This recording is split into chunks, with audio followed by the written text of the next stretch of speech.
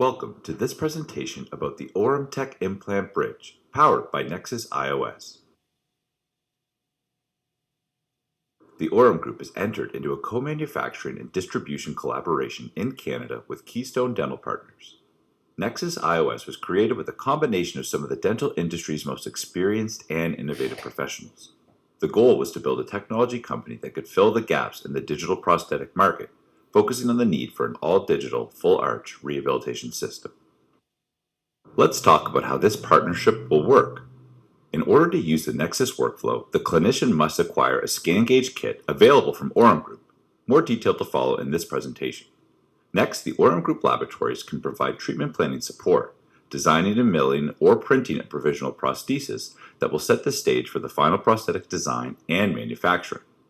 Once the provisional is completed, the clinician will drop all of the data, the CT scan, the intraoral scan, patient pictures, videos, scan of the provisional, etc., into the Nexus portal for a design of the final prosthetics.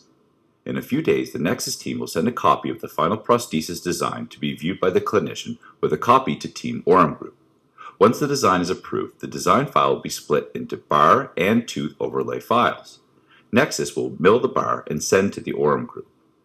Team Aurum Group will mill the tooth and tissue overlay, attach it to the bar, finish the case, and send it to the clinician in jewelry-like packaging.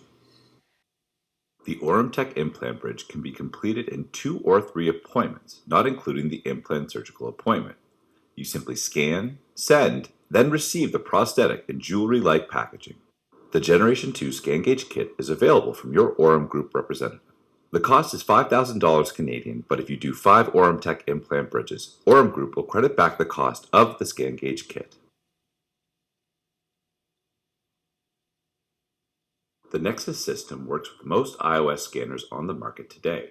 The Aurum Group Advanced Implant team will provide support and training. The Nexus system is simple, accurate, and fast.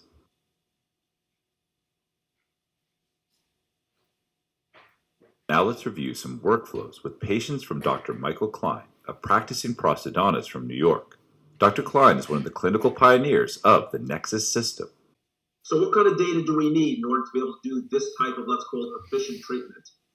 Number 1, we need intraoral scans. Number 2, we need cone beam CT scans. Number 3, full face photos, intraoral photos, and video. Video is a very valuable tool when doing our smile designs of patients smiling, lips at repose, patients laughing, conventional radiographs, and intraoral charting. Just at least the first four items my staff does. I don't collect any of that data. They collect all of that data. So let's take a look at a patient. Okay, here's Barbara. And you see Barbara, and we take a look at her radiographs, and you see she's got a failing maxillary dentition. And so here, let's go through the steps. We get our series of photographs. So we take a profile, lips at repose, smiling. We take our intraoral surface scans. We take our cone beam CT scans. Now, from that data, we can do our virtual prosthetic planning. We can do our virtual surgical planning. We can finalize the treatment plan, and we can fabricate any of the items required for surgery, like surgical guides, provisional restorations, all of those types of things, without eliminating or minimizing any of the items that we, in fact, really need to do precise planning. So let's talk about now how we can do the treatment planning from these items. So we have our full face photography, we have our intraoral surface scans, they're sophisticated tools. This is an exocad tool where we can do a virtual smile design, 3-dimensional smile design that we can go ahead and create the appearance and the position of the teeth that we want to go ahead and fabricate for our patients. Now, once we've done that, we take our CT scan. We take the smile design, there it is, that smile design comes right from here, right from that exocad tool, and we can import it into our surgical planning software. Now, I told you I use an exocad tool, or my laboratory used an exocad tool for the smile design, and yet we imported it into a 3Shape tool for our implant planning. It's just the tools that I happen to like using for different types of things. And with that now, we can go ahead and we can do precise implant planning using evidence-based measurements and concepts relative to where we want the implant positioned 3-dimensionally. Where's the free gingival margin going to go ahead and be based upon where the patient's teeth are now and the virtual smile design wax up, where it's going to go ahead and be. So we can do very, very precise planning, including evaluating bone quality relative to all of these items. So we come up with a very precise plan. So that all comes from appointment number one. And most of the work we don't do as clinicians. My staff collects the data. My laboratory, based on my instruction, goes ahead and creates the surgical plan and the virtual smile design. The data acquired at that first appointment is used for the diagnostics and treatment planning. At the second appointment, implants are placed and possibly an immediate provisional. Some clinicians prefer to cover the implants to allow healing prior to provisionalization. Appointment number two, we go ahead and we're ready for surgery and immediate provisionalization. So frequently I'll have a series of surgical guides, not just one, because I want my guide to be stable. So we retain those four anterior teeth. We have our guide that's created from our surgical plan and implant studio, and we go and position and place the posterior implants. And these happen to be palatal implants. And you see we have angled implants placed just anterior to the sinus, and after we go ahead and place those posterior implants, I extract the anterior teeth, and there's a secondary guide, and the anterior implants are now placed. Okay, here we did more of a conventional type of relining conversion. This provisional restoration was, again, came out of the data and STL files that we created in the smile design, and we do, like I said, more of a conventional reline over those implant positions. And you see we're even designing these restorations. We mostly do FP1 type of restorations for our full arch cases. Okay, so let's move on now. There's a patient, we'll move on.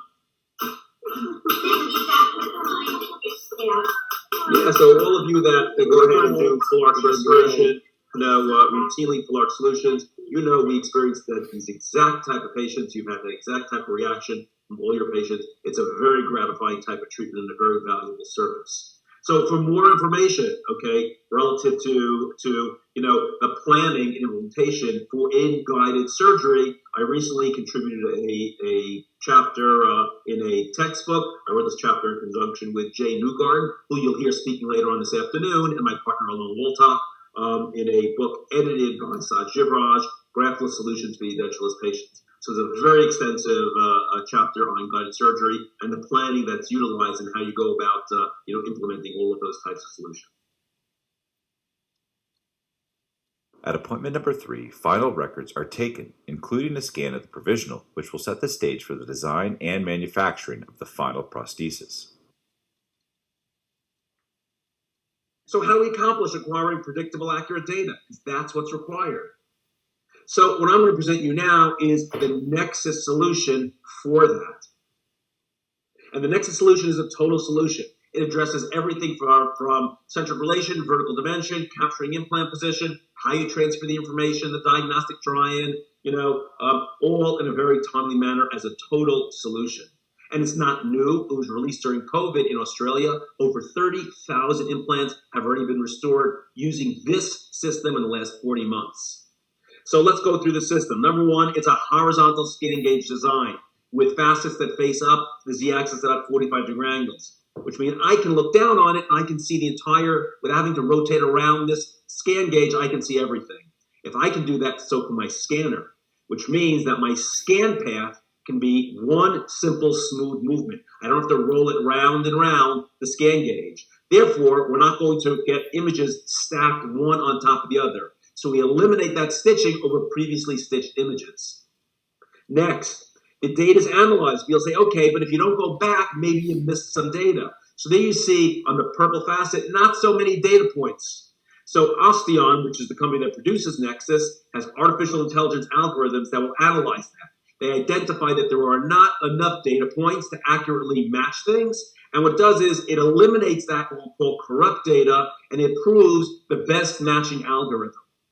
But you'll say, okay, how do you get best matching if you're removing data? Okay, well, we remove that data, which may not be so accurate, but take a look. I have 1, 2, 3, 4, 5, 6 other facets. I can lose another 3 and still have 3 facets, which is more than most of your scan gauges or scan bodies have today. Next, when these scan gauges are made, okay, they're made also with tolerances. However, in the process of producing these types of kits, there's a complex technological process, including artificial intelligence, that will create an individual library for every scan gauge, which means every scan gauge has its unique own library. And then it gets put into a kit. And so there's a serial number you see there for that kit, along with unique identifiers embedded into the scan gauge, so that the AI algorithms, when they look at the scan data you send in, can identify exactly which library it goes to, which means there are no tolerances. They'll scan the library exactly to the micron. So the micron will match that particular scan gauge. So how do we know this, in fact, actually works and is really accurate? So a white paper was done. This was done by Osteon themselves, where they compared the Nexus process to the use of premium vertical scan bodies. And what they found was, when you compared them, and this is all done with a high-resolution scanning in a very controlled environment, that generally the linear deviation was 40 to 60 microns, which is what we'd expect from the literature. One was even at 173 microns. Yeah, but it's good manufacture, probably an outlier, but that outlier may end up in your office.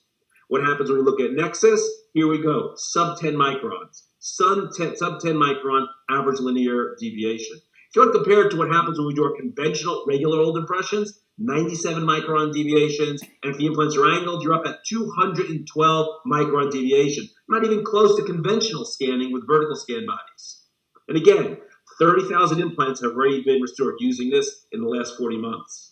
It was a paper that I just co-authored with a number of people that are actually on this podium. It's been accepted for publication in the Journal of Dentistry, that has a clinical multi-center study or review over 37 arches restored with this process that it will place in for over a year. So the data supporting this is now beginning to come out. There's a series of different sizes of scan gauges, and it's a multi-unit based system, not direct to implant connection, but it fits to most multi-units that are out commercially available today. And once we're talking about a multi-unit units, if we look at the Keystone Premium multi-unit, you'll see it's a multi-unit that I believe is probably the best multi-unit on the market today. It has a universal platform, as well as having you look at debulked, subgingival contours, concave contours that make it very, very effective. So if you look at it versus a conventional scan angled multi-unit, right, or versus a conventional straight multi-unit, it is much easier to place.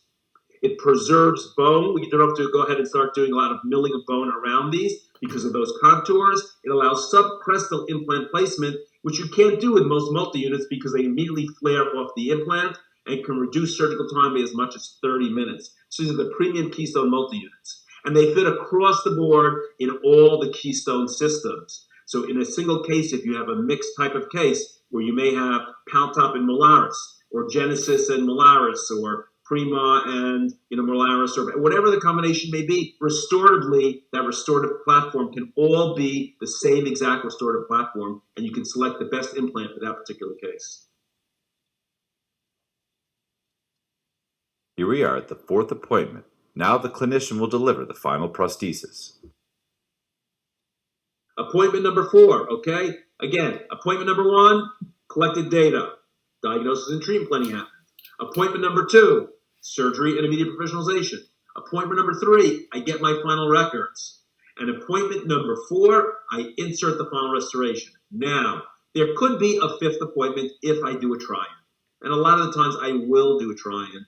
And again, that's a whole other discussion when to do it or not. But most of the time, most of you are probably going to want to, slip in a 5th appointment there for a try-in. But that's your choice. So here's the final restoration: monolithic zirconia on milled gold anodized titanium. We do a Sheffield test on every restoration, even though I know it's going to seat passively, even though I've gone ahead and I used Nexus Connect. And this is the way it looks every single time. So I unscrew the provisional restoration. I seat the Nexus restoration. I put one screw, tighten it, torque it down to 30 newtons, or this I've actually torn down the multi-unit screw to 20 newtons. My staff will go ahead and take parallel X-rays, and then I go ahead and, after I've confirmed that it seats passively, I will put in the rest of the screws, and I will evaluate occlusion, speech, everything that I need to go ahead and look at for the patient and get final patient approval. You can even move, and I haven't done in this case, you can even move the location with an angle correction system that's built into the bar, okay, if requested. And you do that in the prescription if you think you'll need to go ahead and do that. So there's a patient, okay, actually a little challenging. She doesn't look bad. She's actually recovering from Bell's palsy with her mandibular restoration in place. Okay, so what is the Nexus workflow? You scan, you upload the data, and you get your case. It's as simple as that. So what is the scanning? What is the record taking? So number one, you scan the maxillary arch with the restoration in place, you scan the mandibular arch with the restoration in place, and you scan the bite. That's called the foundation scan. You then remove the provisional restoration on the multi-units and scan the fixed soft tissue, okay, like an emergence profile scan. Then you attach 3 scan analogs to the provisional restoration that you've removed in a wide AP spread, and you scan the restoration 360 degrees.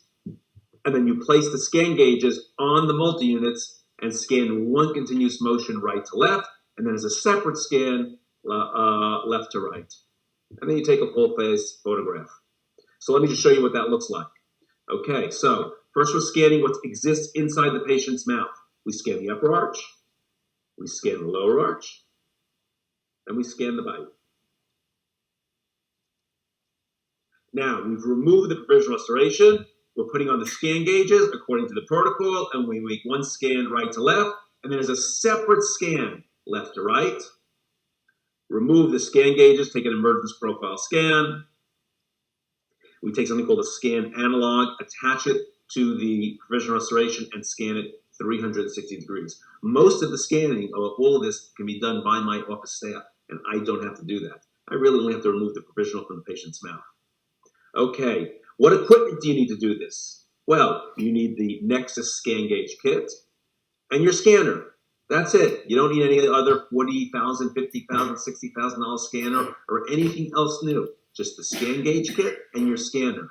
And it works with most scanners because we're reliant on the accuracy and trueness of the scanner. So Osteon has validated the scanners, for a high enough level of accuracy and trueness. And this is a constantly evolving list that goes on. More exciting, this is technology, it's constantly evolving. So we have the second generation Nexus Gen 2 scan gauge kit. And these have new embedded encodings. They're encoded the scan gauges, although they look similar to generation 1. And they enable this application, okay? And it's a very exciting application. And it can be used whether you're taking your impressions immediately at the time of surgery or you're taking it for the final restoration. So I'm showing you one where I took it at the time of immediate implant placement for provisional restoration. That's why you see some teeth. And you follow the same protocol, right? So we scan right to left, left to right. Looks the same, but the scan gauges have like a little more, let's call it encoding, that are on them.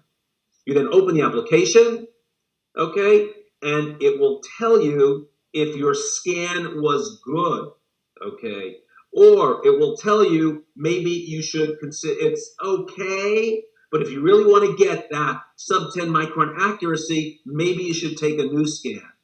Or it might go ahead and give you a red scan gauge or two. Wherever it's a problem, it will show you the scan gauge that has the problem, and it'll say alignment failure, which means that you want to retake the scan, okay? You want to retake the scan, but you want to go first and say, why is that happening? So we'll then also say, okay, here are the potential problems. Maybe the multi-unit screw is not tight. Maybe there's saliva or blood on the scan gauge. Maybe something can't be seen, whatever that is. So it'll show you which scan gauge has the problem, and then possibly what the problem is. Now they've done testing with this, another white paper using the same protocols that they used from the original white paper that I showed you. And again, showing you the same sub 10 micron accuracy that you had before, except that you're going to get that before the patient leaves the office. So again, let's see what happens. So you scan the patient. The patient is sitting there, right, in your chair. The scan gauges are still in the patient's mouth, right? They're still in the patient's mouth. You click on your desktop icon.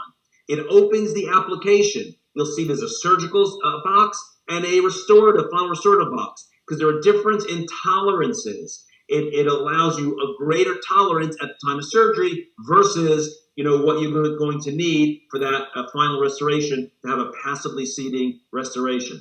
So here we go. We go ahead and we click. This is going to be for the final restoration. We click on the final restorations. It points you to a file. This is real time, nothing to speed it up. It points you to the file that those STL files are of the scan that you've just taken, right? I open them. It shows you your two scans, right to left, left to right, okay? And I'm going to go now and click on the same facet on each one of my scan gauges, right? So in the same facet on each one of the scan gauges. The scan knows that I've done that for the file, so it allows me to continue. I press click, and you'll see in milliseconds, it's told me my scan was good. Now that doesn't mean right now I get sub 10 micron accuracy. It means the foundation accuracy that I have at this point is at a high enough level that when Osteon gets it and their artificial intelligence algorithms work on it to optimize the data, you'll get to that sub 10 micron level of accuracy. This is, you should be like super excited at this point. It's called Nexus Connect. It's verification that your impression is good. If your impression is good, you will get the expected super accurate fit. 100% of the time, when your restoration is delivered, it will fit. 100% of the time. And if the impression is not good, the patient's sitting there. It took you how many seconds to do this? It took you 10, 15 seconds to do this. So you take your scanner and you rescan it. So you spend another 10 or 15 seconds, or maybe it's 30 seconds, and you rescan the impression. You know that when the patient walks out that door, you're not going to have to bring them back for another impression. You're not going to see the restoration that's not going to fit. It's going to work every time. Think back to where we used to be. Here it is. I'm a prosthodontist. This was my world. I've been practicing prosthodontics 35 years. You pack your cord, you take your impression, and you're looking inside and saying, okay, did I capture all the margins adequately? Do I need to go ahead and redo that? That's history. We live in a different age of dentistry today. This is the only intelligent impression system in the world. It is the only impression system, analog or digital, that confirms an accurate impression before the patient leaves the office in milliseconds. This should be, again, for me, at least to me, this is super exciting, super exciting. So let's go ahead now. What happens? So that was step number 3. Remember, appointment number 1, I collected the data from my diagnosis. Appointment number 2, I performed the surgical procedure and provisionalization. Appointment number 3, I just took my records, okay? And now what do I do with that information? I go ahead and I upload it, okay, to the digital portal. And it's a digital prescription. You either directly from your scanner send the data to Osteon, or you put it through the portal, but you use the portal to go ahead and write that prescription. Okay, so what are your prosthetic options once you've sent them the data? Because again, this is a total solution. They are all bar-based. What does that mean? There's a milled titanium bar directly to the head of the multi-unit, which means there are no tie bases to become de-cemented, no high tie bases that when they're cemented into your zirconia restoration. Think about that. Let's say you went ahead and you took a super accurate impression, however you did that. Let's say you used the verification jig and it was super accurate, right? And now they used a milling machine that was super precise. Now remember, there's also going to be a tolerance to allow the tie base to seat passively in that. How much, deviation happens when you go and you cement that? And if you say, well, but my laboratory uses a printed model to seat them, what about the discrepancy in the printing of that model? So here, this is milled directly to the head of the multi-unit. So it's a milled titanium bar. You can choose to anodize it gold or not, and then it's overlaid with something, either monolithic zirconia. It can be monolithic zirconia layered with porcelain or acrylic. It can be done as a hybrid bridge with a pink apron, or it can be done in a crown and bridge style. So this is what it would look like if you did monolithic zirconia. This is the very first patient I actually treated, both his mandible and maxilla, okay, simultaneously. So this is monolithic zirconia. Here are the restorations when I got them from the laboratory. Monolithic zirconia overlaid on a milled anodized gold titanium bar. Okay, now we can also do restorations like this, more crown and bridge style. So same thing. This is a monolithic zirconia overlaid on a milled gold anodized bar. And these are Paltop implants in the maxilla and actually Prima Plus implants in the mandible. Now, with conventional full arch solutions, we're taught that we need to have about 10 to 15 millimeters of space for our restoration, right? Okay. And why do we need that space? For structural integrity of the restoration. The restoration's got to be strong enough, or this will happen. That's my patient because there wasn't enough space. So what do? We do bone reduction. We might reduce 3 millimeters of bone. We might reduce 8 millimeters of bone. Okay? Right. Who likes doing that? Today we want to try and conserve bone. And again, we're moving in the direction of more and more FP1 restorations. With the Nexus system, we can move to a 6 millimeter dimension. Not 10 to 15 millimeters, 6 millimeters. How can they do that? So Nexus is built on two basic sets of rules. One is mechanical engineering and how force is delivered. So there are engineering rules built into the design of their bar and how force is delivered, as well as having dental principles. And now there's more AI software that they've gone ahead and developed in terms of the design of the bar for every case. So again, it enforces engineering principles to direct force in a proper way while incorporating dental principles of all the things that we traditionally know from dentistry. And this type of design, right, with this bar design has actually been published in JOMI back already in 2020. So this information is already out there. Now I'll put a caveat in. I said 6 millimeters. However, if the patient is a bruxer, or if there are two opposing arches of zirconia, both mandible and maxilla, then that rule changes to 8 millimeters. 8 millimeters. And when we talk about 8 millimeters, we need to think about that 8 millimeter critical dimension at the narrowest positions, which are at what? The contact points and the cingulum area. So right there, right, we're looking for 8 millimeters. And what's that going to mean? That means your tooth is going to be a little squarer. This is, remember, our patient that we saw before. You're going to end up with a little bit of a squarer tooth. So keep that in mind in terms of design. But you can analyze that from the initial data that you get before you ever place the first implant. So if 6 to 8 millimeters is the new benchmark for restorative height requirements, maybe we can start to plan with different considerations. Do we have to reduce bone? Can we design the case for a more conventional crown and bridge appearance? Can we move to the FP1 style? Not every patient, but we can analyze and see, is it appropriate, for certain cases? Can we preserve bone for the future? We like to think that every one of our cases lasts forever, and most of them do last a very long time. But on occasion, right, that's not the case. Can we perform a less traumatic procedure for the patient? If 6 to 8 millimeters is the rule for Nexus restorations, is the transition zone a common issue? Or do we make it an issue by routinely performing bone reduction? In other words, do we make that junction from where the tooth enters the pink, whether it's soft tissue or a pink apron, do we put that into the smile zone because we've reduced bone? Maybe that's happening some of the time. And again, this is a larger discussion and we don't have time for it, for today. But it's something to think about. So here's our patient, and we're going to talk about first her mandible. And we'll see her maxilla a little bit later. So there she's got a fixed provisional restoration on 5 mandibular palatal implants. So first we take our foundation scans. We scan the upper arch, lower arch, and bite. Okay? My staff does that. Next, I remove the provisional, and we take an emergence profile scan. Next, we take the provisional restoration, we take scan analogs, and that's scanned 360 degrees. This scanning can all be done by my assistants or in conjunction with me. We place the scan gauges, and we do our scanning right to left and left to right.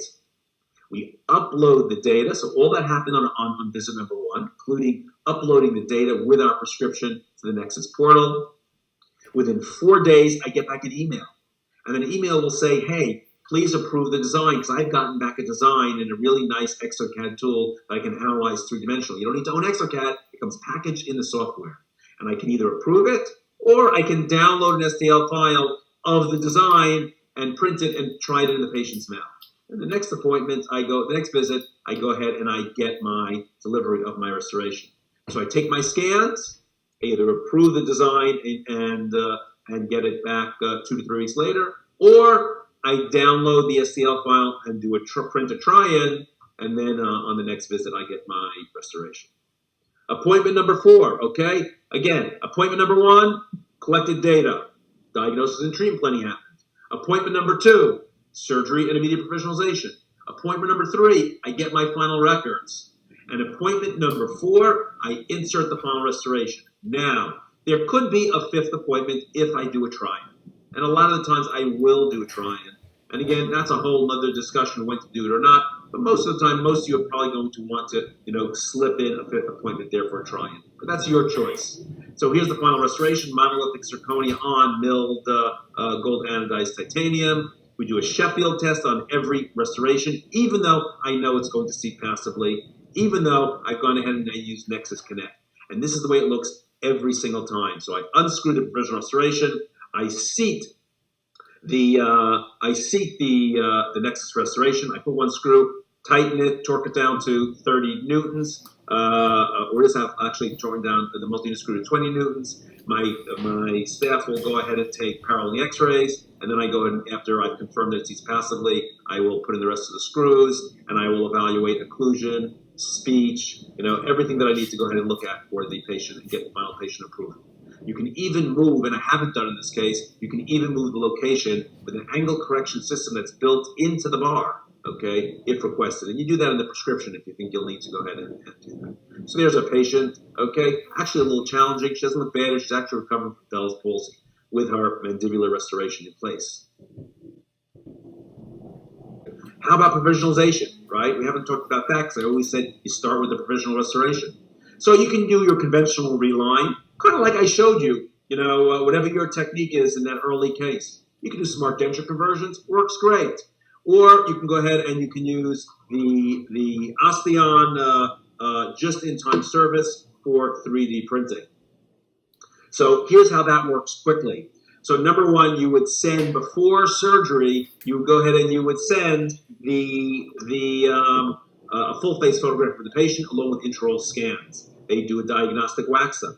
After they go ahead and they do a diagnostic wax up, you schedule your surgery. You extract teeth. You leave behind 2 to 3 teeth. Place your implants. Put on your scan gauges, right? And the reason you go ahead and you do that is because now you're going to send, during surgery, you're going to send these scans, the right to left on right scanned, and they can go ahead and integrate the 2 data sets by 2 known fixed points that I can identify in each one of these sets. And again, we don't have time to go through a whole explanation of this here today, but that's how you would do it. And then you would take a secondary scan, again, if those teeth were interfering and you couldn't put all the implants in place. Now what happens is the Osteon facility will go ahead and now integrate, right, the implant positions to the wax up that's already been done, and then they return to you an STL file. You 3D print it in your office, and you seat it inside the patient's mouth. No more, relining acrylic or composite in the patient's mouth or cutting off, denture flanges or doing any of those things. Okay? So again, you would take the scans, you coordinate it with Osteon, they create an STL file for you, integrating implant position with the pre-made design, and you seat it in the patient's mouth. There are also protocols if the patient's edentulous. So either at the day of surgery, if you immediately provisionalize it, or you use the same protocol if you extracted the teeth, put in the implants, and allowed it to heal, and now you need a provisional restoration. You use the same, protocol of, again, sending in data to the Osteon facility. They would go ahead and do a virtual smile design, and then on the day of surgery, there are protocols to follow, right? Here's the protocols to follow on the day of surgery, where they would upload to the Nexus IOS.com, portal, and they would return to you an STL file to go ahead and insert inside the patient's mouth. So you print it, and again, all these things I'm talking about, I don't have a laboratory technician that goes in and does this. My office staff does it. My office staff does almost the entire procedures, most of the scanning, the printing, and the staining of the restoration. So all of you have some type of auxiliary that wants to do more. This is great stuff for them to go ahead and do. Easy to go ahead and learn, right? And it gives them more satisfaction on their regular job and provides a great patient service, for them. Okay, so there's the mandibular Nexus restoration, right, that we saw before, and now the maxillary provisional restoration inside the patient's mouth. And here's Nina. Bye-bye.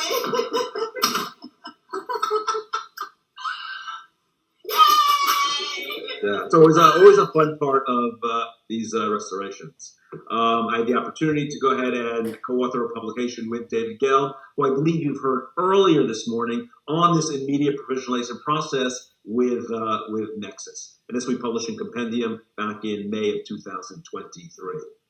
So this gentleman here, okay, is a gentleman that in his mid-60s suffered from an autoimmune disease that requires him taking long-term steroids. And you can see how dry his mouth and the amount of extensive decay that he has. And so, years ago, we probably would have said, okay, let's try and restore some of these teeth, and we can. But I know in 2-3 years, the teeth are going to be all decayed all over, again. And we know in these dry mouths, implant treatment is fairly predictable. So let's go through the steps, okay? We determine, which teeth, we absolutely can't use, and is it viable to retain any of his other teeth? And the answer is, no, we're going to need to extract everything on this patient. So again, we go ahead on appointment number 1 and we collect all the data. We collect a series of photographs. It gets imported into the CAD or design software to create a virtual smile design. We take that virtual smile design, and it's integrated with the CAT scan software so that, again, we can create our plan using evidence-based measurements. So everything is with probably at a higher level of precision than we've ever done before, even though I can collect all the data on appointment number 1. Right? And you can see here that all his bone is type 3 or type 4, bone. So relatively weak bone, even though there's a large volume of it, okay, for bone because of his long-term steroid usage. Right? So there's going to be the plan. We're going to extract all of his maxillary teeth, place 6 implants, and immediately provisionalize the case. So per the plan, we extract the teeth. We leave 3 teeth behind, and we place implants in and around them. Those 3 teeth are going to be used for 2 things. Number 1, they secure the surgical guide.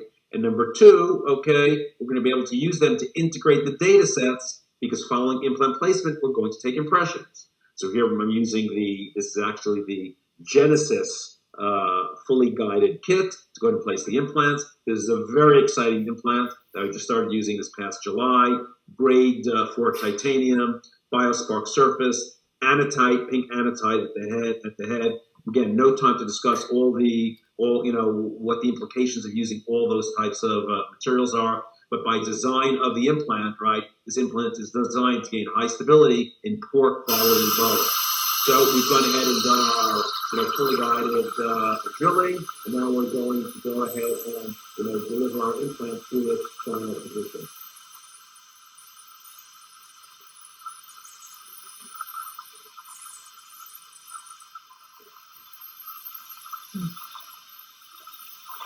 Okay, you can see even at even in this poor bone, this is type 3 bone in the anterior maxilla. Okay, type 3 bone. You see that I'm stopping before I'm getting to the end, and I like to stop before I get to the end, and I like to use the torque driver to put it to its final position. So there you can see the implant seated to its final position per our plan with our pink anatite head, and then again I'm going to torque it to its final position so I can feel that torque. You don't get accurate torque values when you drill or deliver implants through a guide, because of the rubbing of the implant insertion key against that sleeve. And again, with this type of system, and this is the Keystone fully guided system with its DGS, contra-angle-based guidance, allows you to go ahead, even when you're putting implants. This is a 16 millimeter length implant in the posterior maxilla, right? You can go ahead and you can do this with a guide with a very long drill in a guided manner. The implant's placed, right? Angled implants in the posterior, and you see here our multi-units, right? With our concave design, slimmed down like I showed you before, universal platform, and it makes it easy to seat. So again, I can place it subcrestal in positions and not have to do, milling of bone or spend any amount of time going ahead and to go ahead and seat that. Well, let me just go back here, because here you can go ahead and you can look, I'll just move myself out of the way, and you can see my ISQ values, and they're all between 56 and 69, okay? Again, some of them are low because of that long-term steroid usage, but I'm getting in most of my cases, 60 to 70 Newton centimeter, 60 to 70 Newtons, in this poor quality bone. So relatively good stability for these. And then you can see the angled implant placements relative to their assignment. So very precise placement. Now we're going to take impressions, right, to get our immediate provisional. There's our new, right, Generation 2 scan scan gauges. We're going to implement our application, right? The scan gauges are in the patient's mouth. I click on immediate, right? It gives me more tolerance, right? So, I don't have to go ahead and be taking multiple scans, and it will direct me to the file exactly where those STL files are located. I click on the scan gauges on the same facet. Doesn't matter the order that you do them. Just you click on the top facet on all the skin gauges. So right to left, left to right.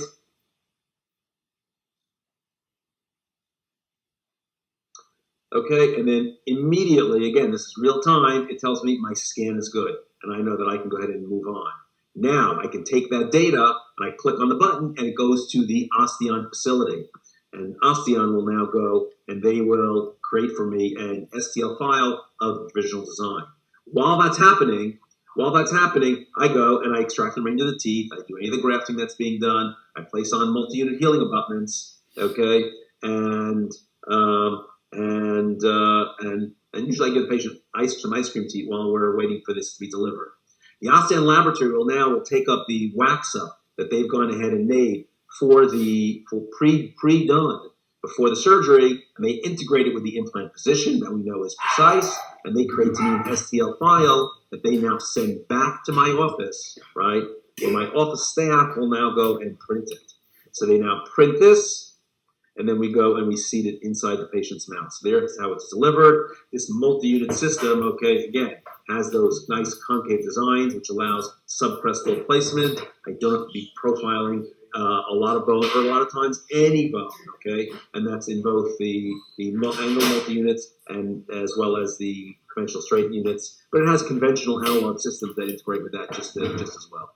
And here you see how well these implants are tolerated, again, in this patient on those steroids, and how nice healing is. And this is just at 1 week, okay? 1 week of healing, right? And this patient's going to have, again, an FP1 style restoration. And if you look at the periapic radiographs, you can see the proximity of bone to where the restoration is. So we know we're not going to have a lot of shrinkage of this tissue with longer teeth. So this patient's going to have a nice FP1 style restoration. And that's Genesis Active.